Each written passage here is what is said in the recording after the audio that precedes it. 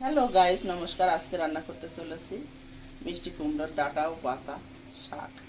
এদিকে কড়াইতে তেল দিয়ে তাতে সম্বারা ফোড়ন দিয়ে বড়ি ভেজে নিয়েছি, কলাই ডাল ভেজে নিয়েছি। এদিকে আলু, পটল, একটু গাজর, সব রকম সবজি, ছোলা কচু সব কিছু ভেজে নিয়েছি, যা যা সবজি ছিল ঘরে।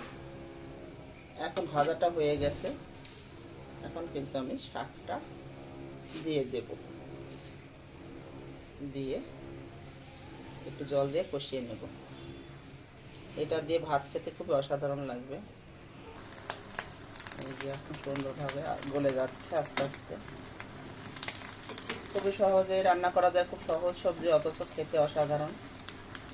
মাছ মাংস খেতে অরুচি হলে সেক্ষেত্রে এরকম ধরনের ভিটামিনযুক্ত সবজি প্রতিদিন যদি পাতে থাকে তাহলে শরীরের জন্য